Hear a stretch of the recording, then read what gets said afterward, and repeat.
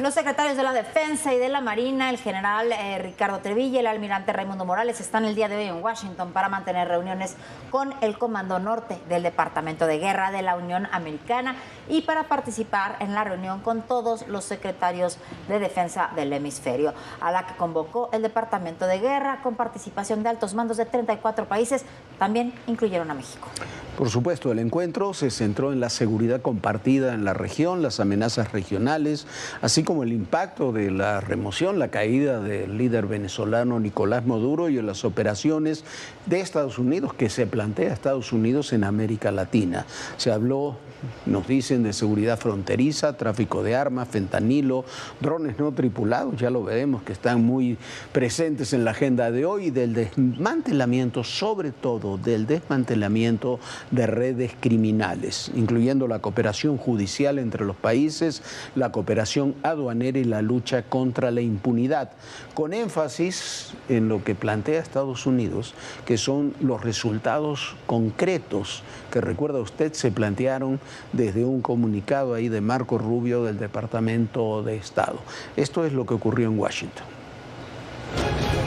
Al tiempo que el presidente de Estados Unidos y el secretario de Estado Marco Rubio se reunían con el primer ministro Benjamín Netanyahu en Washington, decenas de secretarios y jefes militares de Occidente participaban en un encuentro en otro punto del estado. Lo hicieron convocados para una reunión con el objetivo de explorar la importancia de alianzas sólidas, cooperación continua y esfuerzos conjuntos para contrarrestar a las organizaciones criminales y terroristas transnacionales. La cúpula militar está integrada por 34 países, incluidas naciones latinoamericanas, así como Dinamarca, Francia y el Reino Unido, que poseen territorios en la región. El general Dan Kane, jefe del Estado Mayor Conjunto de la Unión Americana, lideró las deliberaciones en la conferencia que se desarrolló en un hotel de la capital. El secretario de Guerra de Estados Unidos, Pete Hegseth, señaló que por primera vez en la historia, el Departamento de Guerra está a la ofensiva contra los narcoterroristas en el hemisferio y que con estos trabajos se está protegiendo todos los intereses en el hemisferio compartido. También hizo un llamado para trabajar juntos y evitar que cualquier adversario o actor criminal explote su territorio o utilice su infraestructura para amenazar la paz permanente. En un comunicado se informó que los jefes de defensa participantes debatieron sobre la colaboración sostenida entre ejércitos para abordar los desafíos comunes de seguridad regional. En ese sentido, el jefe del Estado Mayor Conjunto, el general Dan Kane, destacó la importancia de fomentar la confianza, profundizar las relaciones y trabajar juntos para impulsar la seguridad colectiva en todo el hemisferio. Los debates abordaron los desafíos comunes de seguridad regional, como las organizaciones criminales transnacionales y el narcotráfico, así como cuestiones más amplias que afectan la estabilidad en todo el hemisferio. Los participantes destacaron la importancia de establecer alianzas sólidas y de mantener la cooperación para responder a estos desafíos. La conferencia brindó una oportunidad para que los jefes de defensa intercambiaran perspectivas, fomentaran la alineación y reforzaran las relaciones en apoyo de la seguridad compartida y un hemisferio occidental estable, seguro y próspero. Este martes, durante la ceremonia del 111 aniversario de la Fuerza Aérea Mexicana, el titular de la Secretaría de la Defensa Nacional, el general Ricardo Trevilla Trejo, habló de la relación con las Fuerzas Armadas de Estados Unidos, en especial con el Comando Norte. En este sentido, el vínculo que mantenemos con el Departamento de Guerra de Estados Unidos a través de su Comando Norte es sólido y fuerte porque se basa en valores que compartimos las Fuerzas Armadas, como el honor, la lealtad, el respeto y el patriotismo. Valores que, aplicados bajo los principios acordes a la política exterior mexicana en los que se basa nuestra relación bilateral y que son la reciprocidad, responsabilidad compartida y diferenciada, confianza mutua y respeto a las decisiones y a la soberanía territorial, nos permiten alcanzar objetivos comunes en beneficio de la población de ambos países.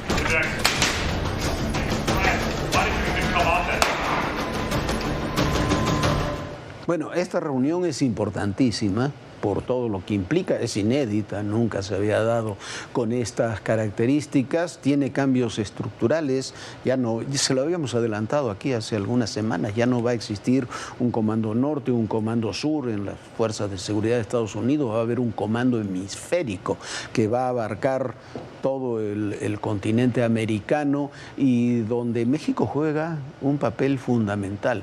La relación de México con el Comando Norte, con el Ejército de Estados Unidos, a través de la Secretaría de la Defensa, también la Secretaría de la Marina, es como decía ayer el general Trevilla, es una relación, es la más añeja, la más eficiente, de la que menos se habla, pero quizás la más importante que hay en términos de seguridad. Y es una relación que se basa de ejército a ejército, sobre todo en lo que decía también el general Trevilla, que es la confianza mutua. A partir de ahí se pueden construir muchas cosas, muchas. Lo que no se puede construir a partir de ahí es una relación de desconfianza, y tampoco se puede construir un trabajo conjunto contra los grupos criminales en toda América Latina, que trabajan en forma coordinada en América Latina, trabajando cada país o cada fuerza de seguridad por su lado. La colaboración es imprescindible. Habrá que ver qué es lo que se habló realmente, finalmente, en esta reunión de Washington, qué es todo lo que está en el fondo de este acuerdo, pero por lo pronto son acuerdos que van mucho más al fondo de lo que muchos creen. Bueno, y hablando de estos temas, hoy la Agencia de Seguridad Aérea de los Estados Unidos ha cancelado el espacio aéreo en El Paso, en la frontera con Ciudad Juárez. Identificaron la presencia de lo que han identificado como vuelos de drones que dicen que son de los cárteles mexicanos en esa zona. Horas después informaron que la amenaza había sido desactivada, pero el tema es que hay drones de los cárteles, y esto dicen las autoridades estadounidenses que es cada vez más recurrente, cada vez ocurre más en la información de las fuerzas de seguridad de la Unión Americana. Esta es la historia. Alrededor de la 1 de la mañana de este miércoles, el Aeropuerto Internacional de El Paso, en Texas, publicó en su cuenta de Facebook que la Administración Federal de Aviación de Estados Unidos suspendió los vuelos hacia y desde esa terminal. Precisó que la medida entró en vigor el martes a las 11:30 de la noche, hora local, y que estaría vigente hasta el 20 de febrero. La decisión habría sido tomada por el sobrevuelo de drones procedentes de México, asociados al crimen organizado. El secretario de Transporte, Sean Duffy, informó a través de su cuenta de X que los drones pertenecían a un cártel. Sin especificar el nombre, aseguró que los neutralizaron luego de una incursión de la Administración Federal de Aviación y el Departamento de Guerra. Fue entonces que se determinó levantar el cierre temporal del espacio aéreo sobre El Paso, Texas, y se aseguró que no había peligro para los vuelos comerciales. La presidenta Claudia Sheinbaum dijo que no hay información sobre el uso de drones en la frontera. No obstante, la fiscal general de Estados Unidos, Pam Bondi, reiteró que el ejército de su país derribó los drones. And as we sit here, I think you've seen the news this morning. The news is reporting that cartel drones are being shot down by our military. That's what we all should care about right now. Protecting America. Hasta el momento, las autoridades estadounidenses no han precisado cuántos drones estuvieron involucrados ni las características técnicas de esos equipos. Tampoco informaron si existe evidencia pública que confirme la vinculación directa de los drones con alguna organización criminal específica. Medios de Estados Unidos como el New York Times y la cadena CNN informaron que el cierre del espacio aéreo en El Paso fue por una operación del Pentágono para usar un láser diseñado para contrarrestar drones en la base militar Fort Bliss, cerca del aeropuerto. Esto sin haberse coordinado antes con la Administración Federal de Aviación. Por su parte, el alcalde de El Paso, Reinhard Johnson, informó que la ciudad no fue notificada de alguna incursión aérea por parte de los cárteles mexicanos. En mayo de 2025, la Oficina de Aduanas y Protección Fronteriza reportó que los cárteles utilizan drones en la vigilancia a militares de Estados Unidos que patrullan la frontera para evitar el cruce de drogas. Hasta esa fecha, se habían detectado el vuelo de hasta 155,000 drones en la zona. De acuerdo con la patrulla fronteriza, Muchas veces los drones utilizados por los narcotraficantes graban sus operaciones, ya sea para el envío de droga, para conocer la ubicación de autoridades y rivales y para atacarlos. Para el mejor de estos artefactos, los cárteles de la droga han traído expertos de otros grupos criminales o guerrillas en Sudamérica, quienes llegan al país para volar los drones y adiestrar a los sicarios sobre su uso. Azteca Noticias. Mire, lo de los drones es una realidad, no es un invento, no sabemos qué sucedió ahí en El Paso. El aeropuerto del Paso no es un aeropuerto muy importante, llega mucha más gente al aeropuerto de Ciudad Juárez que al aeropuerto del Paso. Lo que es importante ahí es la base de Fort Bliss. Ahí en Fort Bliss es una de las principales o la principal base militar de los Estados Unidos. Hay de todo, ahí está el centro antinarcóticos para toda América Latina, un centro antiterroristas, ahí están armas nucleares estacionadas en Fort Bliss y en la zona alrededor de Fort Bliss. Es un centro neurálgico. Puede ser, es muy probable lo que dicen New York Times y CNN, que haya sido pruebas de armas láser para destruir drones, pero es un tema real. ¿Por qué? Porque es evidente que los grupos criminales están utilizando drones. Los utilizan en México, han atacado a fuerzas de seguridad, fuerzas militares, a pobladores con drones con explosivos, y es un tema que está en la agenda con Estados Unidos. Otro tema en relación con Estados Unidos es el de las armas. El New York Times publicó el fin de semana un amplio reportaje explicando cómo las armas más poderosas que tienen los criminales, las calibre 50 de uso exclusivo del ejército estadounidense, que pueden perforar blindajes y derribar aviones y helicópteros, provienen en su mayoría de una fábrica del propio ejército estadounidense, Lake City Army Ammunition. La información fue confirmada en México por el general Trevilla, que sostuvo que el 47% de todas las municiones para calibre 50 que se decomisan en nuestro país vienen de esa empresa que aprovisiona al ejército de Estados Unidos. Las municiones de uso del ejército de Estados Unidos recorren varios kilómetros, en especial hasta las manos de los cárteles de la droga. Información del periódico New York Times señala que estas balas provienen de Lake City Army Ammunition Plant, fábrica ubicada en Kansas City, propiedad del gobierno de Estados Unidos, desde donde se abastecen los rifles de alto poder del ejército estadounidense. Documentos judiciales y registros de incautaciones muestran cómo los acuerdos entre el ejército y los contratistas privados han permitido que municiones de calibre 50 y componentes fabricados en la planta lleguen a los mercados minoristas y caigan en manos de los cárteles mexicanos, situación que México ha denunciado con anterioridad. El secretario de Defensa, el general Ricardo Trevilla Trejo, explicó que se habían incautado unos 137,000 cartuchos de calibre 50 desde 2012. De estos, el 47% procedían de Lake City y se vendían en armerías al sur de Estados Unidos. En la presente administración se han asegurado 18,000 armas largas y cortas. De esas 18,000, alrededor del 77 o 78% provienen de Estados Unidos. Hay otro tipo de armamento más letal todavía. Por ejemplo, las armas calibre 50. Se han asegurado en esta administración 215 armas calibre 50, fusiles del tipo de Barrett. La publicación destacó que el uso de armamento proveniente de Estados Unidos se documenta desde 2019. El 30 de noviembre de ese año ocurrió un enfrentamiento armado entre miembros de un grupo del crimen organizado y policías estatales en Villa Unión, Coahuila. Ahí se utilizó una ametralladora pesada y potentes rifles calibre 50. El hecho dejó 2 civiles y 19 miembros del grupo criminal muertos.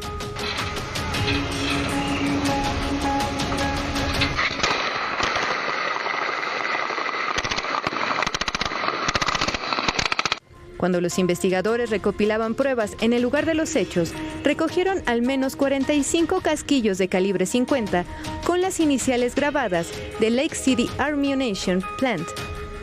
Aunque México cuenta con restricciones para la compra y venta de armas, cada año entre 2,000 y 500,000 armas de fuego se introducen de manera ilegal desde los Estados Unidos. Esto de acuerdo con datos del gobierno federal. Y vamos a otro tema. Una de las revelaciones que contiene el libro Ni venganza ni perdón de Julio Scherer Ibarra, de Jorge Fernández Menéndez, es la relación que estableció el ex vocero presidencial de López Obrador, Jesús Ramírez Cuevas, con el llamado Rey del Huachicol, con Sergio Carmona, asesinado en 2021 en Monterrey y quien financió las campañas de Morena. Bueno, en esta investigación que se hace en el libro se explica cómo fue Justo Ramírez quien introdujo a Carmona a los círculos de poder de Morena e incluso fue quien se lo presentó al presidente López Obrador. Esa trama de contrabando de combustible que dio Carmona sigue operando hasta el día de hoy. Esta es la historia que se cuenta en el libro que desde hoy ya está a la venta en librerías.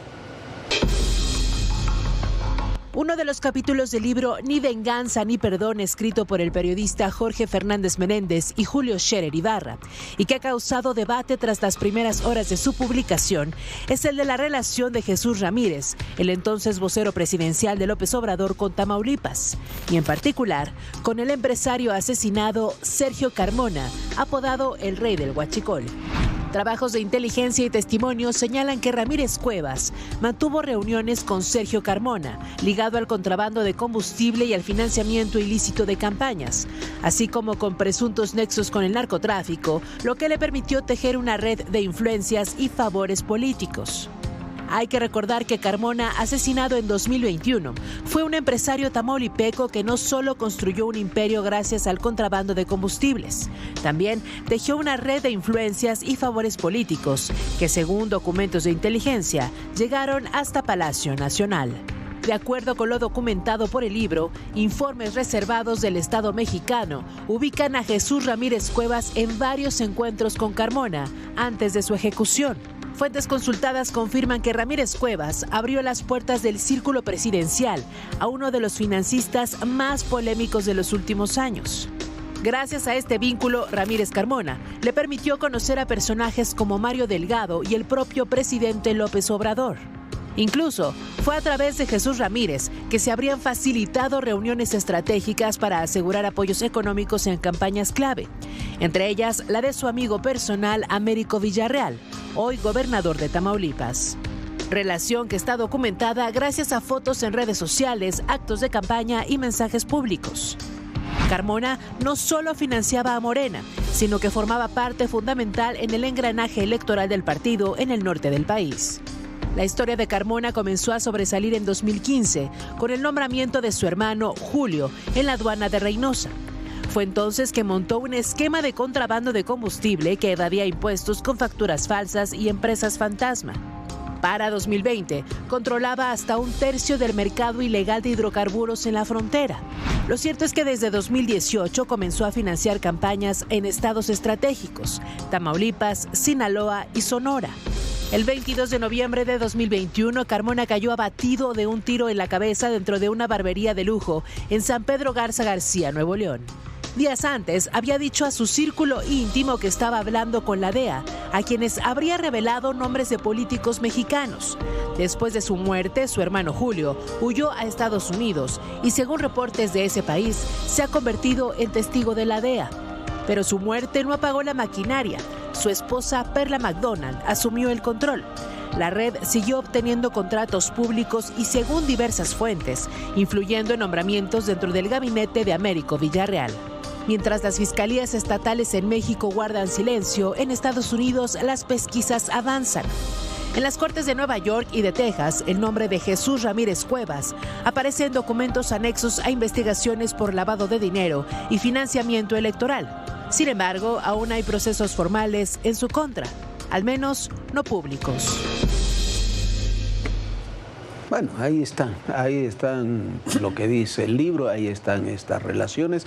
Hay mucho más que se platica en el libro, este es solamente un capítulo, pero bueno, ya mañana tendremos más información sobre este tema. Bueno, sí, mañana le tendremos una entrevista exclusiva, la primera que dan Julio Scherer Ibarra con Jorge Fernández Menéndez para hablar precisamente de este tema. Y mientras todo esto sucede, hoy la agencia Bloomberg ha publicado que en privado el presidente Donald Trump está considerando abandonar el Tratado de Libre Comercio y le ha pedido a sus colaboradores que estudien esa posibilidad. De acuerdo con la agencia Bloomberg, el presidente de Estados Unidos, Donald Trump, estaría considerando la posibilidad de abandonar el TEMEC, lo que comenzó a generar una mayor incertidumbre sobre el futuro de las renegociaciones en las que participan Estados Unidos, Canadá y México. El texto indica que el mandatario habría preguntado a sus asesores por qué no debería retirarse del TEMEC, que firmó durante su primer mandato. Lo anterior habría sido divulgado por fuentes que hablaron bajo condición de anonimato. Uno de los funcionarios de la Casa Blanca consultado describió a Trump como la persona que toma las decisiones finales y como alguien que siempre busca un mejor acuerdo para el pueblo estadounidense. Jamieson Greer, de la Oficina del Representante Comercial de Estados Unidos, señaló que aprobar de manera automática los términos de 2019 no responde al interés nacional y que la administración pretende mantener abiertas las opciones de Trump para negociar y atender los problemas identificados. Greer reconoció que el gobierno sostendrá conversaciones por separado con México y Canadá, al considerar que la relación comercial con Canadá es más tensa, mientras que en el caso de los mexicanos se muestran bastante pragmáticos. La presidenta Claudia Sheinbaum aseguró que en las llamadas recientes, Donald Trump nunca le ha manifestado que quiera retirarse del tratado comercial. En cuanto a la revisión del tratado, indicó que el secretario de Economía, Marcelo Ebrard, dará más detalles sobre el avance en la materia. El acuerdo entre Estados Unidos, México y Canadá contempla una revisión obligatoria antes de una posible prórroga el 1 de julio. Este proceso, previsto como rutinario, se transformó en una negociación conflictiva. Trump exige concesiones comerciales adicionales a Ottawa y a Ciudad de México, además de presionar en temas no comerciales como migración, narcotráfico y defensa. Si los países acuerdan la renovación, el pacto seguirá vigente 16 años más. En caso contrario, se abrirá un periodo de revisiones anuales durante una década, hasta su vencimiento en 2036. Cualquier país puede anunciar su intención de retirarse con un aviso previo de 6 meses. Pero una decisión de este tipo sacudiría una de las relaciones comerciales más grandes del mundo, ya que el acuerdo cubre cerca de $2 billones en bienes y servicios. Víctor Núñez, Azteca Noticias. Mire usted, por otra parte, el periódico El Universal publicó hoy que no existen registros de mantenimiento del tren interoceánico que se descarriló en Oaxaca, ocasionando la muerte a fines de diciembre, del 28 de diciembre, la muerte de 14 personas y heridas a otras decenas.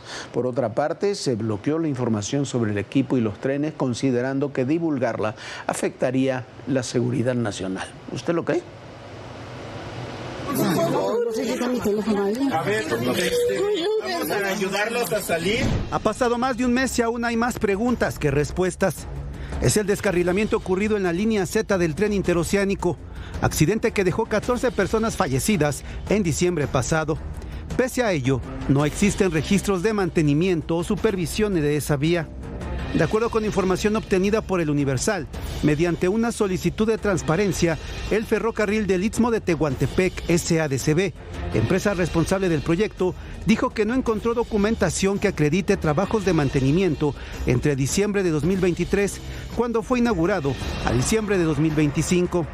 Además, justificó su respuesta señalando que la información solicitada es inexistente, al no advertirse obligación normativa de contar con dichos informes. Esto se suma a otra revelación hecha por el mismo diario, El Universal, hace unos días, que el organismo determinó clasificar como reservada por 5 años la información del accidente del tren interoceánico. Es decir, hasta 2031 se podrá saber de la información técnica de los vagones de la línea Z y los documentos generados tras el accidente. El argumento: se trata de datos vinculados a la seguridad nacional, cuya divulgación podría representar riesgos como actos de sabotaje o ilícitos, sin importar que los heridos y familiares de los fallecidos dieran una explicación detallada. La versión oficial es que el descarrilamiento fue por exceso de velocidad y el dictamen en materia de seguridad industrial firmado por un perito concluyó que la locomotora no cumplía con las medidas de seguridad establecidas, mientras que la presidenta Claudia Sheinbaum dijo que debido a la carpeta de investigación penal no se puede compartir información, pero cuando concluya habrá transparencia. Pues ojalá que se hagan públicos los registros para saber exactamente qué sucedió con el descarrilamiento de este tren, donde 14 personas perdieron la vida y hay muchísimos heridos. Estamos hablando de vidas humanas, de personas que simplemente no se quiere dar a conocer lo que realmente sucedió. Jorge, ¿por qué ocultarlo? ¿Por qué ocultarlo? Pero bueno, ¿usted cree que es seguridad nacional? Así está el tema. Nosotros ya nos vamos. Muchísimas gracias por habernos acompañado. Mañana ojalá nos pueda ver porque tenemos una entrevista exclusiva. La primera que da el ex consejero jurídico de López Obrador, Julio Scherer Ibarra, con Jorge Fernández, con una servidora en este nuevo libro que ya está a la venta a partir de hoy, Ni venganza ni perdón, Editorial Planeta. Vale la pena, una entrevista muy profunda, muy personal, en donde se revelan muchas cosas. Así que nos vemos mañana aquí en Todo Personal, en punto de las 11 de la noche. Bonita noche, bonita noche. Muy buenas noches, Viviana. Los esperamos mañana y recuerden, el poder y en la política, todo, pero absolutamente todo es personal. Gracias.